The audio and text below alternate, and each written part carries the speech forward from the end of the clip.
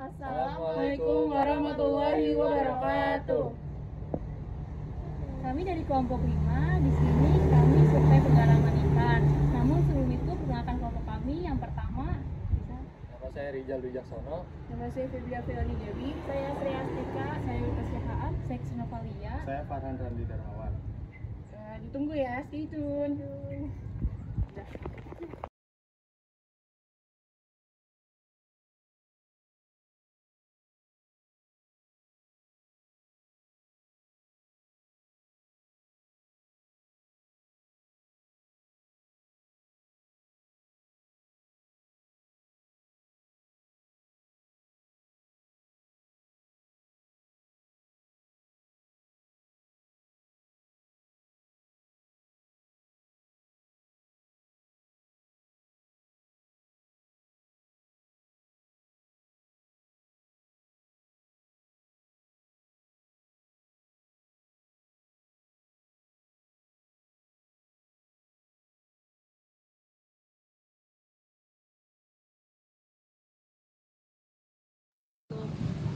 Gimana sih cara penggaraman ikan yang baik dan benar?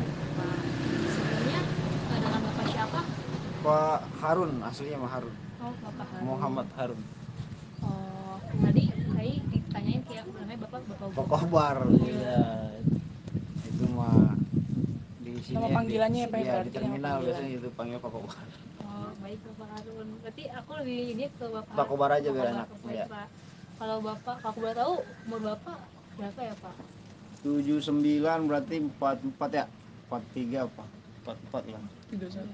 45-an, 45 ya? Iya, 45-an. Ya, Sekarang 24 kan? November nanti 45. Terus untuk Bapak kira-kira berapa lama ya usaha untuk penggaraman ikan asin?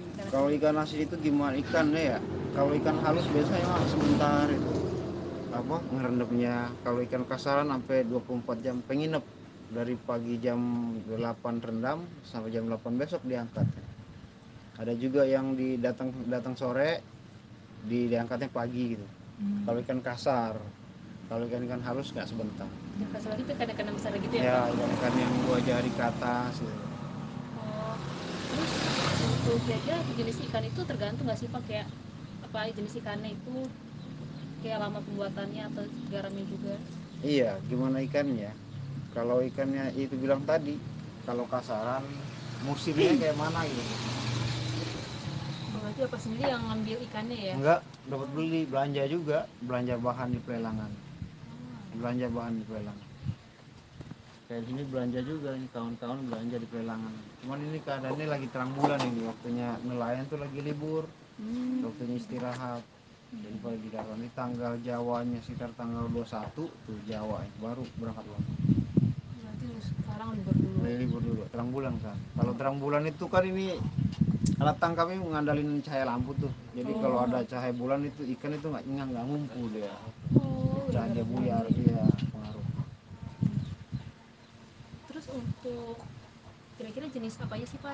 Jenis ikan apa aja yang Bapak Yang biasa diolah itu paling ikan teri, selar gitu. Terus ada tembang-tembang. Kalau kita itu sih ya, gimana hasil tangkap nelayan ya? Kalau lagi dapatnya ikan kasaran kita ngolah ikan kasaran, kayak macam selar, tembang gitu, kembung-kembung, itu layang kan masuk ikan kasaran semua itu kalau kita bilang. Tapi yang ikan-ikan halus kayak macam teri nasi, kayak macam lemet, ikan-ikan halus itu. Jadi gimana hasil tangkap nelayan aja kita nggak bisa milih. Berarti tergantung nelayannya. Iya, nelayan lagi musim dapat apa ini kita ngolah. Kira-kira Bapak udah berapa lama Pak ngedalamin usaha ikan asin ini? Apa ya? Saya turunan sih ya. Tadinya orang tua, iya. Tadinya orang tuanya udah istilahnya udah tenaganya kasihan juga ya. Saya nyambung. Kalau lamanya udah 30 tahun lebih. Kurang lebih 30 tahun ya Pak berarti. Iya. Terus untuk pemilihan ikannya tuh caranya kayak gimana ya Pak biar baik dijadikan untuk ikan asin? Enggak itu ya apa gimana hasil tangkap nelayan itu aja. Jadi kalau nelayan bawa ikan ke darat sampai ke pelelangan itu fresh ya bagus semua ikan. Kalau kasarnya nelayan dari lautnya ikan nggak dijagain, nggak dirawatin gitu, esnya kurang, jadi udah sampai darat rusak ya kita ngolah yang rusak. Jadi kalau kan ada dua jenis pengolahan tuh, ada yang asin biasa, ada yang rebus, ada yang tawar. Biasanya kalau tawar sama rebus itu kita pastikan dulu ikannya itu fresh semua, nggak boleh tanggung ikannya, nggak boleh yang pecah perut, nggak boleh yang sudah merah. Kalau asin mah bebas kalau asin. Itu yang khusus Iya. basah doang. Kalau asinnya baru Iya, ini maksudnya bisa. iya kalau ikan kurang segar direbus jadinya hancur gitu. Kalau kurang segar dibikin tawar tok, tawar asli itu biasanya lengket, dia nggak mau misah dia. Kalau tawar kan ada itu dua jenis, ada olahan tawar asli itu. Jadi datang dari laut, lelang langsung dijemur, nggak pakai garam, nggak pakai apa. Itu kalau ikan jelek, ikan kurang segar itu dia ngumpul, dia nggak mau misah. Begitu juga kalau rebusan, kalau ikannya nggak segar direbus hancur dia, acak-acakan, misah semua kepala sama buntut misah. Makanya itu kalau buat rebusan, buat tawar tok itu biasanya kan ikan yang segar memang. Kalau asin nggak bisa dia, cuman kadang-kadang warnanya aja kurang bagus, dia putih, kadang-kadang keriting, dia apa buntut sama kepala ngumpul, jadi kualitasnya kurang bagus lah. Itu buat yang harus gitu. Iya, tapi bisa ketolong. Terus kalau aku boleh tahu gimana sih Pak cara proses pembuatan ikan asin dari awalnya nelayan masuk kayak di pelelangan sampai pada akhirnya? Iya, udah biasa dari lelang biasa kan yang namanya pelelangan, siapa berani harga tinggi dia dapat barang tuh ya. Tapi biasa ada standar harga kalau ikan lagi banyak tuh ya. Jadi pasarannya hari ini berapa gitu. Jadi ngikutin pasaran, setelah itu dibawa ke tempat pengolahan. Biasa kita ngebawanya itu pakai beca biasanya. Per satu kali hantar itu 20.000 biasanya. Satu muatan becanya itu sekitar 2 kintalan lah, 2 kintal lebih gitu. Gimana banyak ikannya juga sih. Sampai sini biasanya kalau jenis teri biasanya kita paling sering itu direbus biasanya. Direbus itu pun kalau sekitar 2 kintal ke atas. Kalau 2 kintal ke bawah kita nggak ngolah rebus, soalnya dia kan prosesnya lama tuh, proses mendidih airnya, terus bahan kayu bakarnya, jadi kan nggak kena kalau hitung. Kalau kintalan paling kita asin, kalau nggak kita tawar. Kalau asin biasanya kalau ikan teri itu paling ukuran setengah jam diangkat langsung dijemur itu. Kalau tawar dari pelelangan langsung dijemur. Kalau rebus biasanya nunggu mendidih dulu si air itu. Udah mendidih si ikan itu dijemur, dipasang dulu di waring. Kalau istilah kita tuh ditaluk lah, dilebarin lah dia. Setelah itu direbus begitu. Jadi caranya itu kita ngerebus ikannya dulu baru kasih garam gitu ya Pak? Bukan, jadi ngasih garam itu di kencengnya itu, di tempat rebusannya itu, seperti di sana itu tempat rebusannya itu.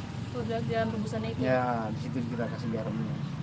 Ada namanya garam jalan, per sekali angkat, sekali tabur garam biasanya 2 piring gitu. 2 piring itu kisaran 3 kiloan lah, satu kali rebusan. Berarti masukin sama Iya. air. Jadi si garam itu larut sama air gitu tuh. Bukan digaramin ikan ya, bukan. Jadi airnya yang dikasih garam.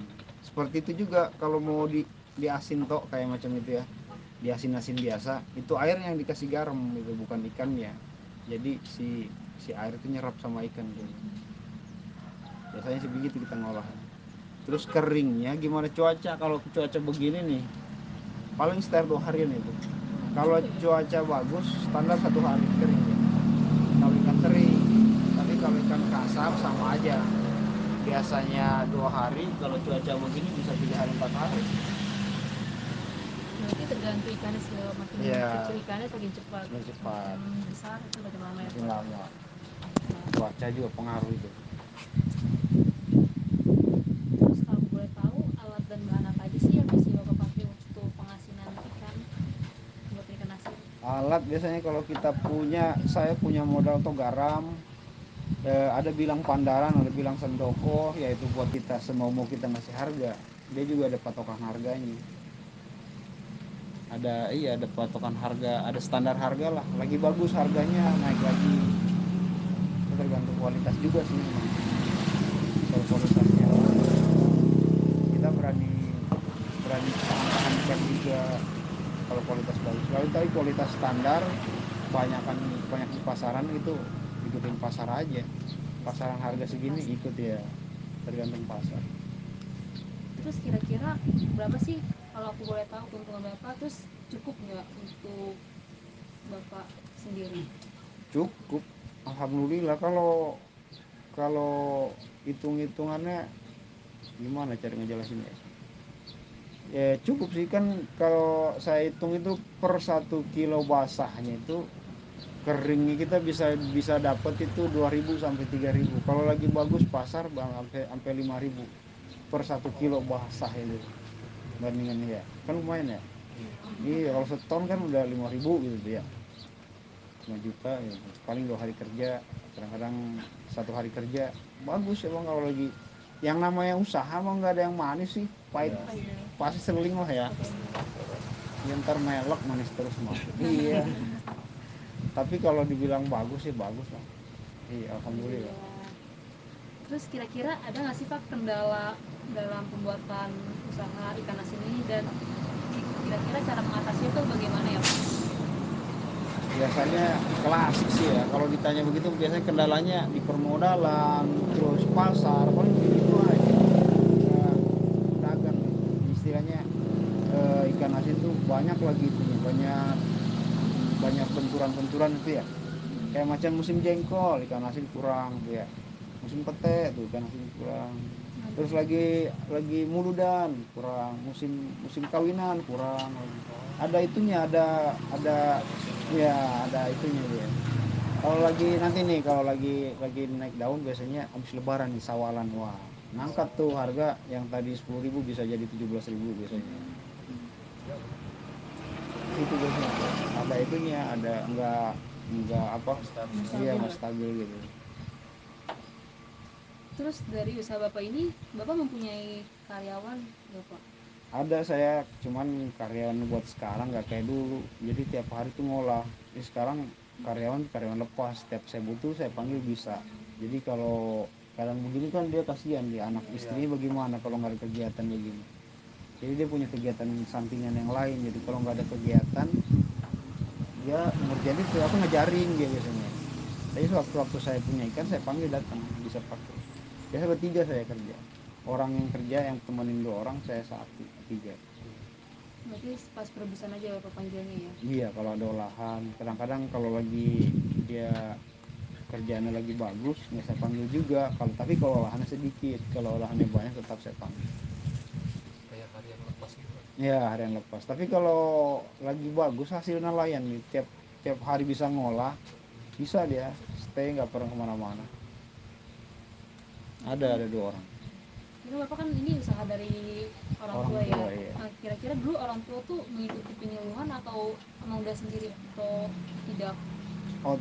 Oto di awalnya mah ikut kuli kerja gitu ya, ikut kerja jemur ikan ya dulu kan ya. Dulu orang Bugis kan, saya asli orang Bugis, saya makan orang tua tuh orang Bugis. Jadi yang namanya orang Bugis kalau udah mungkin jenuh atau apa, mungkin bosnya itu pulanglah ke Sulawesi itu. Jadi lokasi ini kan nggak ada yang kita punya ini, kayak macam ini saya nggak punya ini. Iya. Punya perairan ini, punya orang dinas lokasinya. Dulu kita pakai itu ada perjanjian pinjam pakai, itu kontrak lahan pinjam pakai. Orang-orang Bugis juga dulu begitu, jadi ke lahan-lahan pinggir kali.